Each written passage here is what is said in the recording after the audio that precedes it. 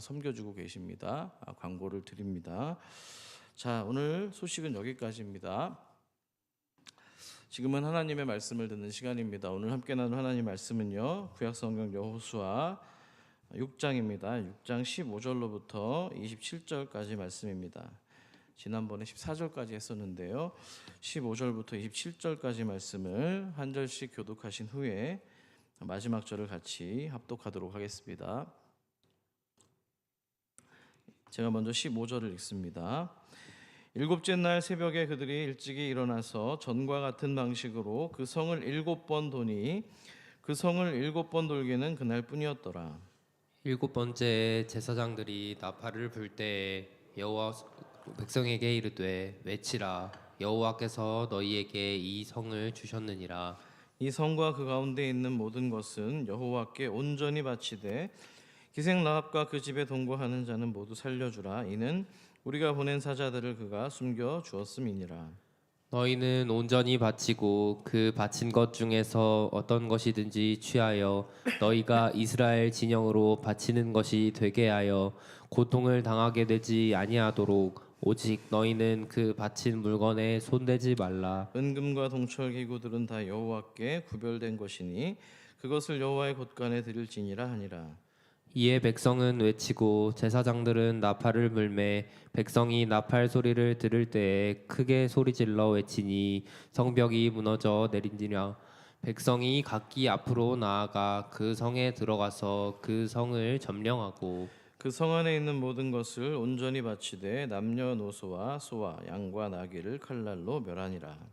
여호수아가 그 땅을 정탐한 두 사람에게 이르되 그 기생의 집에 들어가서 너희가 그 여인에게 맹세한 대로 그와 그에게 속한 모든 것을 이끌어내라 하매 정탐한 젊은이들이 들어가서 라합과 그의 부모와 그의 형제와 그에게 속한 모든 것을 이끌어내고 또 그의 친족도 다 이끌어내어 그들을 이스라엘의 진영 밖에 두고 무리가 그 성과 그 가운데에 있는 모든 것을 불로 사르고 은금과 동철 기구는 여호와의 집 곳간에 두었더라. 여호수아가 기생 라합과 그의 아버지의 가족과 그에게 속한 모든 것을 살렸으므로 그가 오늘까지 이스라엘 중에 거주하였으니 이는 여호수아가 여리고를 정탐하려고 보낸 사자들을 숨겼음이었더라. 여호수아가 그때 맹세하게 하여 이르되 누구든지 일어나서 이 여리고 성을 건축하는 자는 여호와 앞에서 저주를 받을 것이라. 그 기초를 쌓을 때에 그의 맏아들을 잃을 것이요 그 문을 세울 때에 그의 막내 아들을 잃으리라 하였더라. 함께 읽습니다. 여호와께서 여호수아와 함께 계시니 여호수아의 소문이 그 온 땅에 퍼지니라. 아멘. 우리가 눈앞에 넘기 어려운 문제를 만나면은요, 우리는 그것을 높은 벽이나 거대한 성처럼 느끼곤 합니다. 시험을 앞두고 있으면 시험이 벽처럼 느껴지고 병원에 갈 일이 생기면은 건강의 문제가 벽처럼 느껴집니다. 가정에 어려운 일이 생기면은 그 문제가 커다란 성벽으로 다가오곤 합니다. 그래서 우리는 늘 하나님 저 성을 또는 저 벽을 무너뜨려 달라라고 간절히 기도합니다. 그렇게 기도하는 건 너무나 자연스러운 일입니다. 실제로 우리 삶에는 그렇게 벽처럼 느껴지는 문제들이 있고요. 또 하나님께서는 당신의 백성 앞에 놓여 있는 그런 어려움들을 무너뜨려 주시는 분이기 때문입니다. 믿으시면 아멘 합시다. 자, 그래서 우리는 여리고를 읽을 때 자꾸 좀 그 성벽에만 눈길이 머물곤 합니다. 저도 그렇습니다.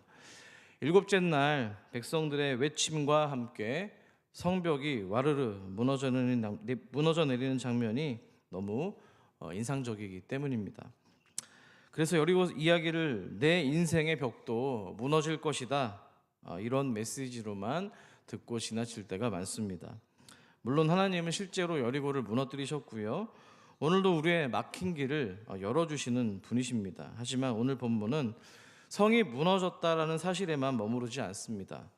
성벽이 무너진 뒤에 이스라엘이 그 사건을 어떻게 받아들이는지, 또 그 무너진 성 앞에서 누구의 말씀에 순종하는지를 함께 보여주고 있기 때문입니다.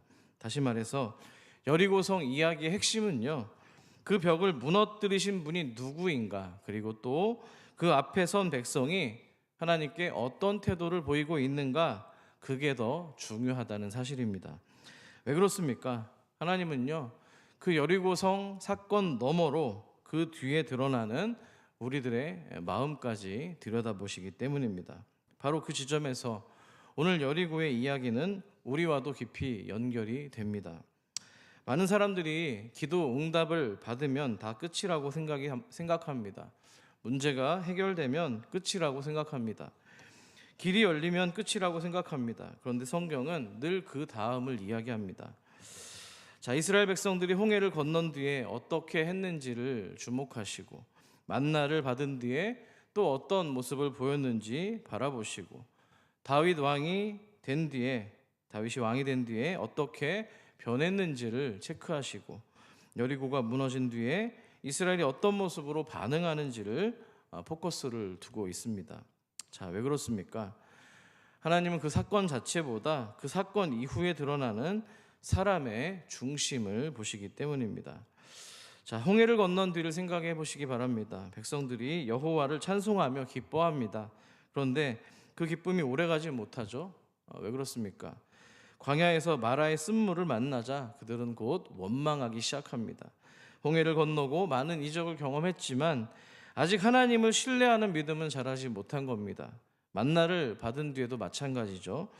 하나님은 날마다 필요한 양식을 주시겠다고 약속을 하셨는데 그날 필요한 것만 거두라고 합니다. 그런데 사람들은 욕심 때문에 아침까지 남겨둡니다. 안식일에도 밖으로 나아가서 만나를 찾아 기웃거렸습니다. 하나님이 공급하심에도 불구하고 여전히 불안해하고 순종하지 못하는 모습을 보였던 것이죠. 다윗도 마찬가지입니다. 왕이 된 뒤에, 높아진 뒤에, 안정이 된 뒤에 무너졌습니다.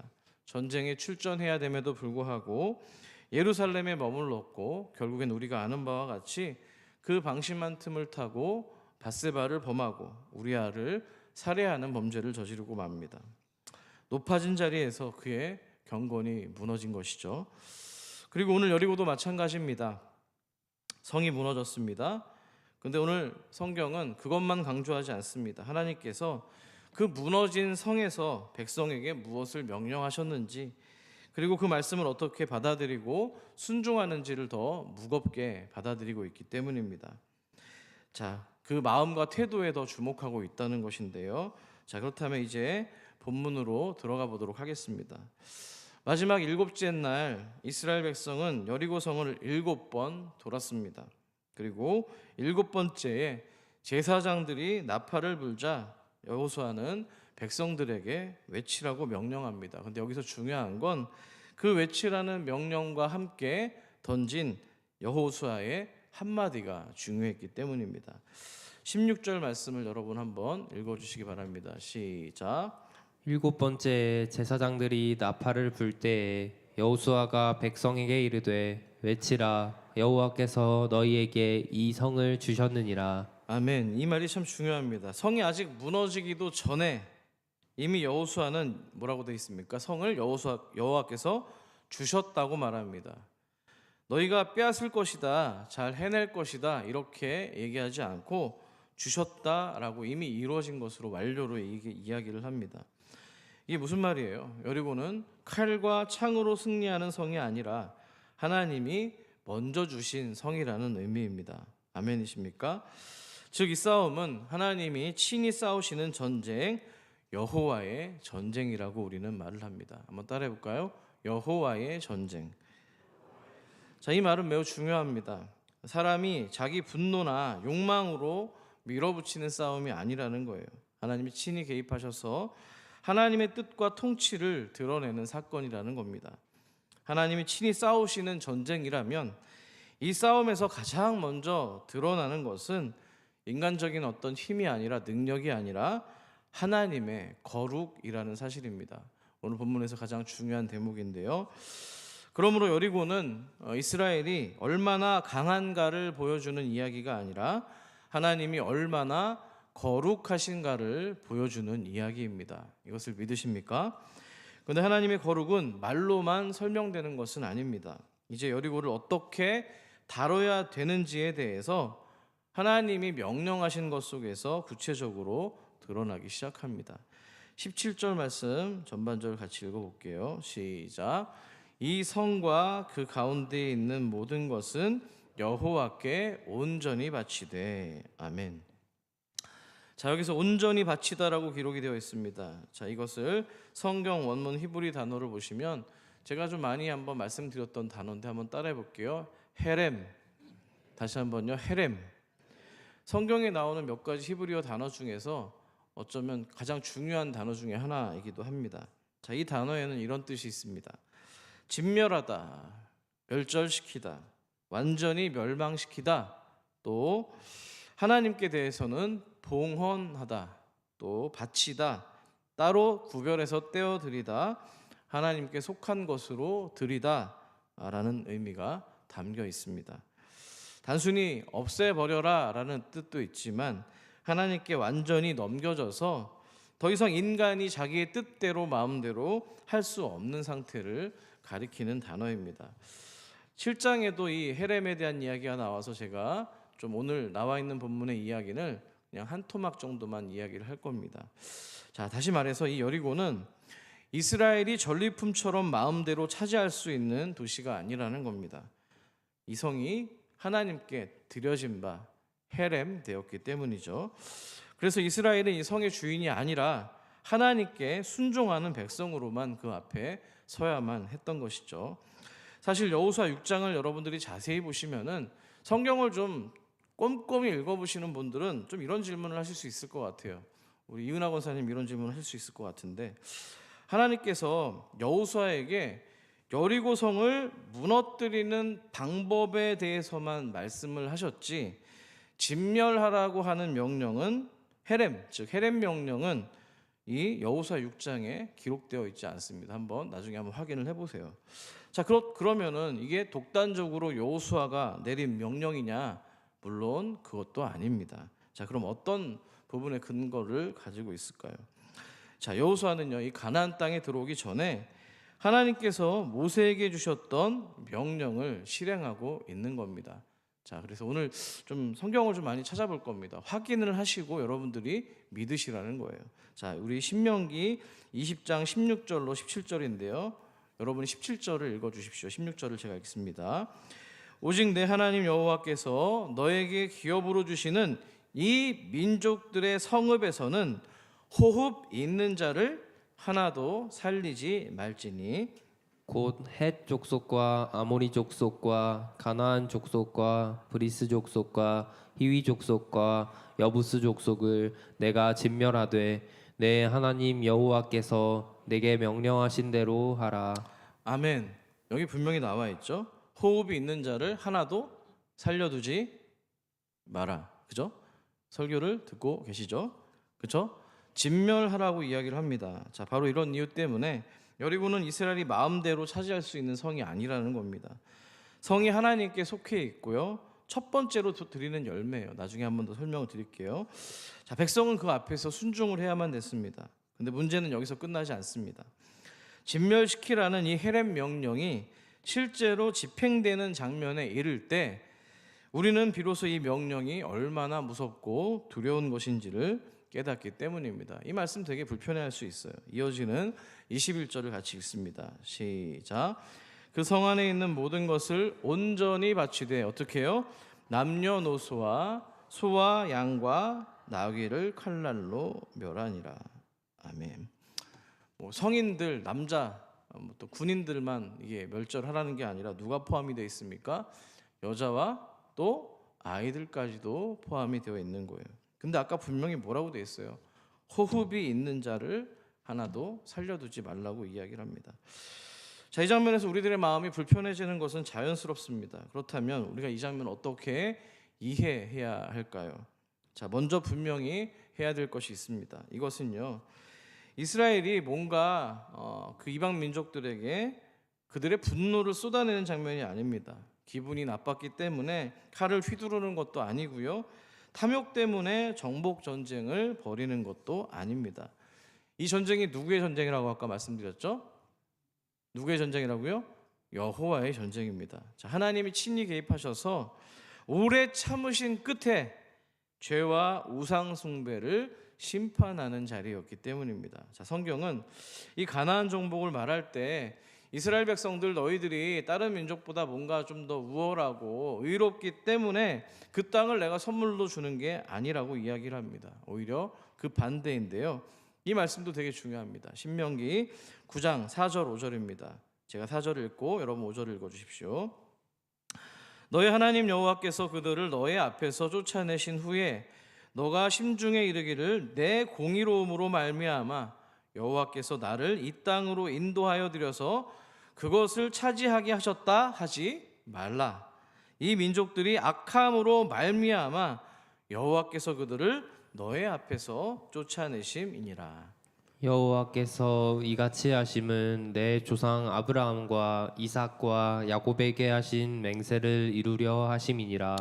아멘. 자, 그러니까 가나안 정복이 이스라엘의 너희들 어떤 행위와 의로움, 공로에 대한 보상이 아니라 전적으로 가나안의 죄악에 대해서 심판하시는 하나님의 의지였다는 사실입니다. 자, 마지막에 5절을 보시면은 누구와 한 맹세 언약을 이루려 한다고 돼 있죠? 아브라함에 대한 얘기가 나왔잖아요. 자, 이 이야기가 창세기 15장에 대한 얘기를 하고 있는 겁니다. 우리 16절 말씀 또 같이 한번 읽어보겠습니다. 시작. 내 자손은 4대 만에 이 땅으로 돌아오리니 이는 아모리 족속의 죄악이 아직 가득 차지 아니함이니라 하시더니 아멘. 여기 나와 있죠? 가나안의 죄악이 관영해졌을 때 심판을 하게 되고 또 이스라엘 백성들이 4대 만에 돌아온다고 말씀하고 있습니다. 그 약속이 이루어지고 있는 것이죠. 자, 그러니까 이 말이 하나님이 하루아침에 가나안 땅에 분노하셨다는 이야기가 아닙니다. 길이길이 오래 참으시던 중에 죄가 차고 또 차서 가득 차서 마침내 그 한계점, 임계점에 이르렀을 때 심판하셨다는 뜻입니다. 그러니까 하나님의 어떤 그런 너무 뭐라고 할까요? 좀 단어가 생각이 안 나네. 어떤 충동적인 폭력이 아니라는 거예요. 오래 참으신 하나님의 공의가 역사 속에서 나타난 사건입니다. 자, 근데 여기서 성경은 한 걸음 더 나아갑니다. 가나안 족속을 진멸하라고 말하신 이유가 단지 그들의 죄를 심판하고 벌하시기 위함만은 아니었다는 겁니다.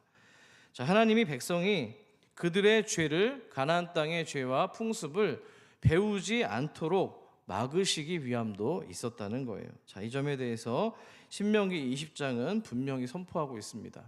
18절 말씀 여러분 읽어 주십시오. 시작. 이는 그들이 그 신들에게 행하는 모든 가증한 일을 너희에게 가르쳐 본받게 하여 너희가 너희의 하나님 여호와께 범죄하게 할까 함이니라. 아멘. 자, 이뿐만이 아닙니다. 신명기 7장에 보시면은요.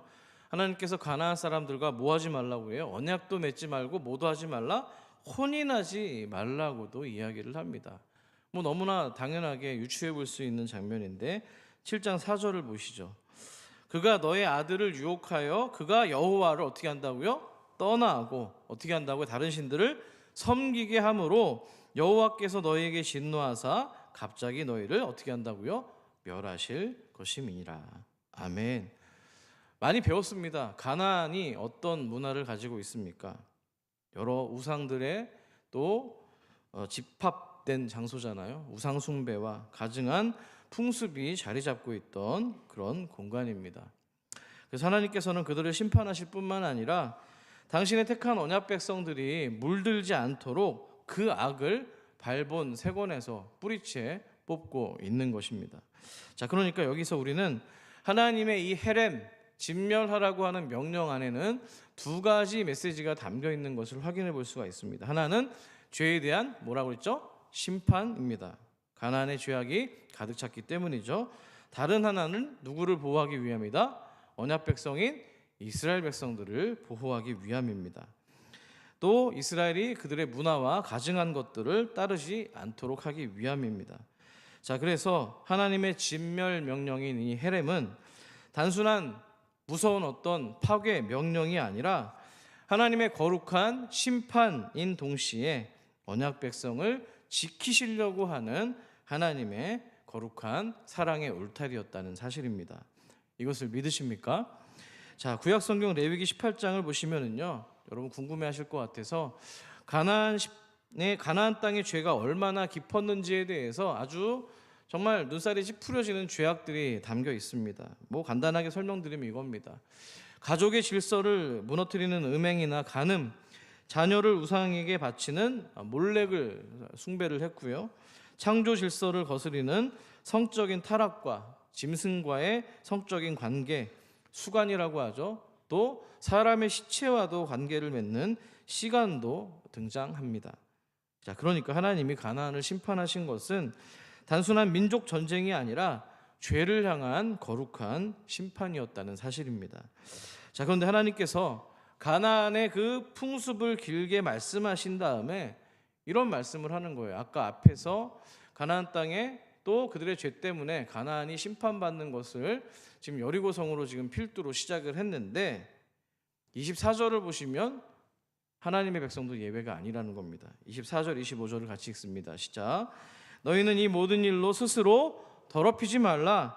내가 너희 앞에서 쫓아내는 족속들이 이 모든 일로 말미암아 어떻게 해요? 더러워졌고 또 그 땅도 더러워졌으므로 내가 그 악으로 말미암아 벌하고 그 땅도 스스로 그 주민을 어떻게 한다고요? 토하여 낸다고 기록하고 있습니다. 땅이 더러워지니까 토해져 버리는 겁니다. 악으로 더럽혀진 그 주민을 더 이상 견뎌내지 못하고 토해낸 겁니다. 가나안은 무슨 땅이에요? 하나님이 주시는 거룩한 땅이어야 되는데 온갖 음행과 온갖 우상 숭배로 더럽혀져 있었기 때문에 하나님이 택하신 거룩한 백성 이스라엘을 통해서 가나안 땅을 정복 전쟁을 하시도록, 즉 여호와의 전쟁으로 땅 따먹기를 하도록 세우셨다는 사실입니다. 아멘이십니까? 그러니까 여호와의 심판이 뜬금없이 떨어진 날벼락이 아니라 오래 쌓인 그 땅의 죄악에 대한 하나님의 진노였다는 사실입니다. 자, 그래서 여러분 오늘 본문의 헤렘을 이해를 할 때요, 우리가 먼저 붙들어야 될 것은 뭔가 하나님이 너무 잔혹하시다라는 거에 포커스를 두는 것이 아니라 거룩한 논리를 먼저 생각하셔야 된다는 거예요. 하나님은 사랑의 하나님이시지만 또한 무슨 하나님이십니까? 공의의 하나님이시기 때문에 죄를 가볍게 넘기실 수가 없는 겁니다. 하나님은 분명히 죄를 오래 참으시는 분입니다만 그 악을 영원히 묵인하실 수는 없었다는 거예요. 이 하나님을 믿으십니까? 사랑과 공의의 하나님이라는 거예요. 여리고가 바로 오늘 그걸 보여주고 있습니다. 하나님의 거룩하심이 죄를 심판하는 동시에 하나님의 백성을 죄로부터 구원해내시는 이야기가 담겨 있기 때문입니다. 자, 그래서 이 헤렘 명령을 그냥 단순히 진멸시켜라, 인종 청소를 해라 이렇게 받아들이면 안 됩니다. 왜냐하면 그 안엔 분명히 죄를 가볍게 여기지 말라, 우상을 섬기지 말라, 내 백성은 거룩해야 된다, 나는 오래 참지만 끝내 심판하시는 하나님이라는 메시지도 담겨 있기 때문입니다. 자, 그리고 이 여리고의 심판은 이스라엘이 착하고 가나안은 악하기 때문에 받는 어떤 단순한 구도가 아닙니다. 하나님은 가나안만 심판하시는 분이 아니라 이스라엘도 같은 죄를 배우고 같은 우상 숭배를 하면 똑같이 뭐예요? 토해져 버리는 징계를 당했기 때문입니다. 여러분이 알고 있으시다시피 이스라엘의 역사 가운데 북이스라엘은 우상 숭배와 그들의 폐역 때문에 아수르에게 무너졌고요. 남유다는 어떻습니까? 누구에게 멸망당하죠? 바벨론에게 멸망을 당합니다. 예루살렘 성전이 무너지고요, 포로로 끌려가는 수치를 당합니다. 가나안 땅에서 죄악을 저지르니까 토해져서 딴 나라로, 이방 땅으로 토해져서 포로 생활을 끌려갈 수밖에 없다는 거예요. 자, 거룩하신 하나님께서는 가나안의 죄도 심판하셨고 이스라엘의 죄악도 동시에 심판하신 겁니다. 자, 그래서 앞서 말씀드린 레위기 18장에는요 가나안 족속의 가증한 풍습을 말씀하신 다음에 그들의 어떤 멸망도 얘기하시지만 너희들도, 내가 택한 백성 너희들도 그딴 일을 한다면 그 땅이 너희들을 토해낼 것이다 라고 약속을 하고 있습니다. 우리 18장 레위기 28절을 여러분 확인하시면서 읽어주십시오. 시작. 너희도 더럽히면 그 땅이 너희가 있기 전 주민을 토함같이 너희를 토할까 하노라. 아멘. 사실을 확인하셨습니까? 하나님이 이렇게 약속을 하신 거예요. 자, 그러니까 여리고는 이방인이든 언약 백성이든 거룩하신 하나님 앞에서는 그 누구도 죄를 가볍게 여길 수 없다는 것을 보여주고 있습니다. 물론 그렇다고 해서 하나님께서 사랑이 없으시다는 게 아닙니다. 오히려 반대입니다. 하나님은 사랑이시기 때문에 악을 그냥 내버려 둘 수가 없는 거고요. 하나님은 거룩하신 분이기 때문에 우상을 타협할 수가 없는 겁니다. 하나님은 생명의 하나님이기 때문에 생명을 무너뜨리는 그 가나안의 죄악을 견딜 수가 없으셨던 겁니다. 하나님을 죄를 심판하시는 것은 사랑이 없으시기 때문이 아니라 오히려 사랑하시기 때문에 죄를 죄라 말씀하시고 거룩하시기 때문에 악을 악이라고 말할 수밖에 없었다는 거예요. 이 하나님을 믿으십니까? 자, 그래서 오늘 본문은 심판만 얘기하고 있지 않은 거예요. 바로 그 심판의 한가운데서 구원의 이야기를 하나 남겨두셨기 때문입니다. 17절을 같이 한번 읽어볼게요. 시작. 이 성과 그 가운데 있는 모든 것은 여호와께 온전히 바치되 헤레마되 기생 라합과 그 집에 동거하는 자는 모두 어떻게 하라고요? 살려주라고 이야기하고 있습니다.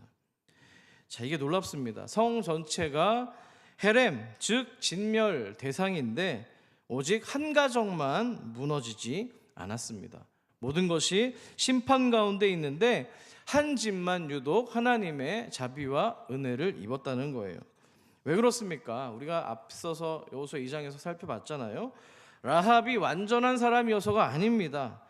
라합이 도덕적으로 뭔가 흠이 없어서도 아닙니다.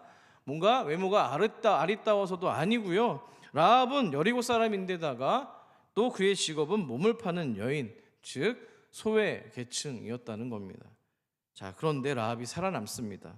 왜 그렇습니까? 그녀가 여호와를 어떻게 해요? 믿었기 때문입니다. 아멘이십니까? 정확히 말하면 그녀가 여호와가 어떤 분인지를 듣고 믿었다는 거예요. 듣고 믿었다. 자기 백성을 자기 백성을 구원하는 하나님이 여호와시고 동시에 대적들을 심판하시는 하나님이 여호와라는 사실을 그는 소문을 통해서 받아들인 거예요. 자, 그런데 라합이 그 소식을 듣고도 눈앞에 있는 아주 튼튼한 당대 최고의 성인 여리고성을 붙들 수도 있었는데 그 견고한 성벽을 의뢰하는 대신에 오히려 하나님, 라합 입장에서 보면 이방인의 하나님 신 아닙니까? 여호와께 살 길이 있다고 믿었습니다. 여호와께 피난처로 삼은 거예요. 자, 흥미로운 거는요, 이 라합이 이미 우리 앞서 살펴보았던 여호수아 2장에서 이 사실을 고백하고 있다는 사실입니다. 성경을 보실 때 그래서 단어 하나하나를 여러분들이 좀 이렇게 꼬집어서 볼 필요가 있는 거예요. 자, 어떤 장면인지 궁금하지 않으십니까? 자, 여호수아가 2장 10절에서 이 말씀을 통해서 라합이 이야기를 하고 있습니다. 우리 10절 말씀 여러분이 한번 큰 목소리를 읽어주십시오. 시작. 이는 너희가 애굽에서 나올 때에 여호와께서 너희 앞에서 홍해물을 마르게 하신 일과 너희가 요단 저쪽에 있는 아모리 사람의 두 왕 시온과 옥에게 행한 일 곧 그들을 전멸시킨 일을 우리가 들었음이니라. 아멘. 자, 10절에서 여러분 눈에 띄는 단어가 있으실 텐데요. 헤렘이 여기 있어요. 자, 어떤 단어일까요? 한번 보세요. 이영수 권사님 뭐라고요? 크게 얘기해 주셔도 됩니다. 그렇죠. 예. 자, 여기 전멸시키다라는 말이 똑같이 헤렘이라고 하는 단어예요. 그러니까요, 잘 보세요. 라합이 들은 소식은 한 가지가 아니라 두 가지였습니다. 자, 하나는 뭐예요? 여호수아 2장 10절의 얘기를 들어보니까 너희 앞에서 홍해 물을 마르게 하신 사건. 이 얘기는 뭐예요? 이스라엘 백성 측에서 본다면 그들을 구원하신 구원의 소식이 담겨 있는 사건입니다. 또 한 가지는 시혼과 옥이 전멸된 헤렘의 소식이었다는 거예요. 그러니까 뭡니까? 라합은 여호와께서 구원을 베푸시는 분인 동시에 죄를 심판하시는 헤렘하시는 분임을 믿었다는 사실이에요. 아멘이십니까? 성경을 이렇게 좀 여러분이 깊이 바라봐야 되는 거예요. 여호와께서 구원을 베푸시는 분인 동시에 심판을 베푸시는 분으로 받아들인 거예요. 다시 말해서 라합의 믿음은 하나님의 사랑과 자비에 대한 이야기만 들은 것이 아니라 하나님의 거룩한 심판까지도 받아들인 믿음이었다는 겁니다. 바로 이 점이 놀라운 거예요. 라합이 하나님 앞에서 자기가 지금 안전한 편에 서 있다라고 착각하지 않았다는 겁니다. 오히려 자기 자신도 지금 이방인이었기 때문에 곧 무너지게 될 여리고 성 안에 있다는 것을 라합도 인정을 한 거예요. 그러니까 자신도 심판 아래에 있는 존재구나라는 사실을 인정하고 있다는 거예요. 그런데 그녀가 참 은혜로운 거는, 지혜로운 거는 그 인정이 절망으로 끝나지 않았다는 겁니다. 라합은 그 심판하시는 하나님께서 동시에 자기 자신을 살려낼 수도 있는 그런 힘을 가진 분으로 믿었기 때문입니다. 그래서 그녀는 심판을 부인한 사람이 아니라 심판을 인정하는 동시에 하나님께 뭘 구한 사람이에요? 생명의 은혜를 구한 사람이라는 거예요. 이것을 믿으십니까? 이게 오늘 설교에서 가장 중요한 내용입니다. 여러분, 이게 믿음이에요. 믿음은요, 나는 괜찮다라고 우기는 게 아니고요. 믿음은 나는 무너질 성 안에 있습니다. 죽어 마땅한 존재입니다. 나는 그렇게 이 땅 가운데 하나님께 득지한 사람입니다. 그러나 살 길은 오직 여호와께만 있습니다라고 고백하는 거, 이게 바로 라합이 가진, 또 우리가 가져야 되는 믿음인 줄 믿습니다. 라합이 그렇게 믿었던 거예요. 자, 그래서 그녀의 믿음은 막연한 어떤 근거 없는 종교심에 대한 이야기가 아니라 심판과 구원을 함께 들은 뒤에 여호와께 피했던 믿음이라는 사실입니다. 이 장면이 무척 중요합니다. 여리고성 이야기를 할 때 우리가 한쪽 면만 보지 말라고 가르쳐주고 있기 때문입니다. 하나님은 죄를 심판하시는 거룩한 분이십니다. 믿으십니까? 그러나 동시에 하나님은 믿음으로 당신께 피하는 자를 결코 버리지 아니하시는 자비로운 하나님이라는 사실입니다. 이것도 믿으십니까? 그러니까 라합의 이야기는 하나님의 심판 가운데서도 자기 백성을 어떻게 구별해내고 구원해내시는지를 보여주고 있는 장면입니다. 여리고 전체는 무너졌지만 라합의 집은 그 가운데서 살아남았습니다. 모두가 똑같은 여리고라고 하는 성 안에 있었음에도 불구하고 모두가 같은 결말을 맞이하지 않았다는 겁니다. 왜 그렇습니까? 하나님이 콕 찍어 라합의 가정을 구별하셨기 때문입니다. 자, 이 장면 앞에 있었던 모세오경에 나와 있는 성경에서 등장했던 이야기입니다. 우리 수요 또 우리 성경 신학을 공부하는 분들을 지난 시간 잠깐 제가 말씀을 드렸는데요. 자, 어디서 우리는 이 경험이 있었습니까? 애굽 땅에서 그런 경험이 있었습니다. 처음 들으시는 것처럼 보시는데, 자, 여러분, 하나님께서 애굽에서 재앙을 내리실 때 이스라엘 백성들이 머물러 있었던 땅이 있었습니다. 고루 시작하는데 무슨 땅입니까? 고센 땅입니다. 그렇죠. 고센 땅을 구별하셨던 거예요. 기억하십니까? 구별하셨어요. 확인해 볼게요. 출애굽기 8장 9장인데요. 같이 한번 읽어보겠습니다. 시작. 그날에 나는 내 백성이 거주하는 고센 땅을 어떻게 해요? 구별하여 그곳에는 파리가 없게 하리니 이로 말미암아 이 땅에서 내가 여호와인 줄을 너에게 알게 될 것이라. 9장입니다. 이스라엘 자손들이 있는 그곳 어디요? 고센 땅에는 뭐가 없더라? 우박이 없었더라. 자, 아까 팔이 뭐예요? 재앙입니다. 우박이 뭐예요? 재앙입니다. 심판이라는 얘기예요. 죽어 마땅한 심판인데 하나님이 고센 땅이라고 하는 별도의 구별된 공간, 하나님의 임재, 하나님의 거룩이 있는 땅을 구별하셔서 그 백성들을 생명을 주고 살려내셨다는 거예요. 아멘이십니까? 그러니까 여러분, 애굽 땅 전체 안에 심판이 있었습니까? 없었습니까? 심판은 분명히 있었습니다. 그런데 하나님 그 가운데 자기 백성이 있는 자리를 구별하셨다는 거예요. 여리고도 마찬가지입니다. 성 전체는 심판받는 헤렘 명령 아래에 놓여져 있었지만 라합의 집은 구별이 되었던 것입니다. 이걸 바로 하나님의 주권이라고 이야기합니다. 한번 따라해 볼게요. 하나님의 주권. 하나님은 무너져야 될 대상을 무너뜨리시고 살려야 될 대상을 살려내시는 분이라는 거예요. 심판 가운데서도 당신께 피하는 자는 구별해서 생명을 주시는 분이라는 겁니다. 그러니까 라합의 구원은 한 여인이 뭔가 기지를 발휘해서 살아남은 이야기가 아니라 심판 가운데서도 살 길을 주시는 하나님의 주권이 드러난 사건이라는 겁니다. 여러분, 이렇게 하나님의 주권적인 공의와 사랑하심, 자비하심을 묵상하다 보면은 우리는 자연스럽게 한 공간에 서 계신 그분이 생각이 납니다. 누가 생각이 나십니까? 예수님이 생각이 나시죠. 십자가의 예수 그리스도입니다. 왜냐하면 여리고의 헤렘은 궁극적으로 십자가를 향해 가리켜주고 있기 때문입니다. 헤렘은 죄를 결코 그냥 두지 않는 하나님의 거룩이 나타나 있는 그런 단어입니다. 그렇다면 이 땅 가운데서 호흡하는 우리 모두들, 하나님의 심판에서 제외가 될 사람은 단 한 명도 없습니다.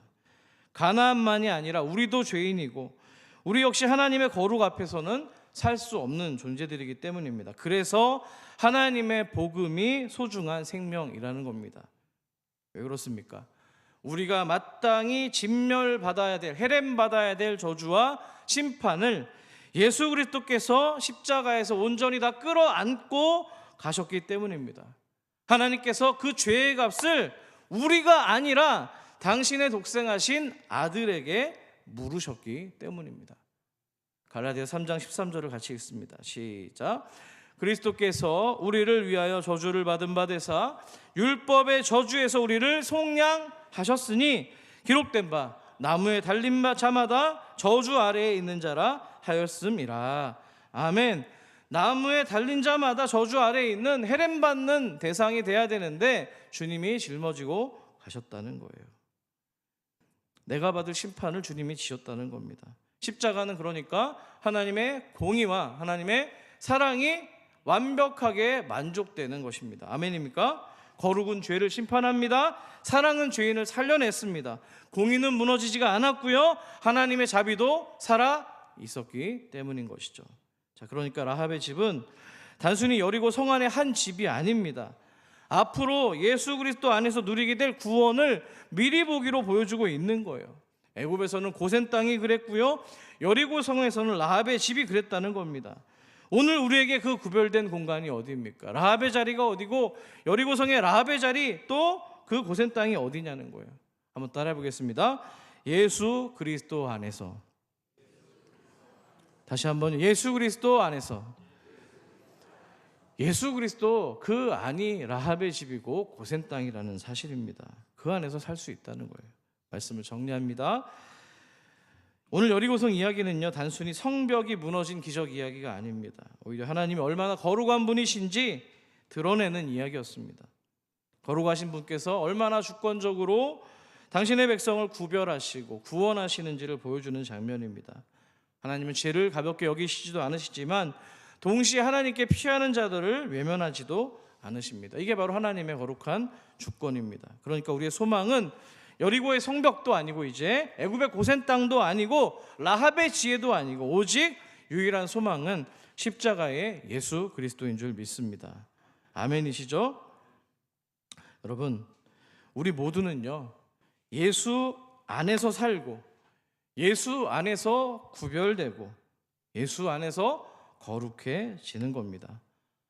무너지는 여리고가 아니라 우리를 위해 십자가에서 무너진 그 그리스도 안에서 우리 모두가 아름답게 살아가시는, 하나님 백성답게 살아가시는 그런 성도가 되기를 간절히 축복하고 축원합니다.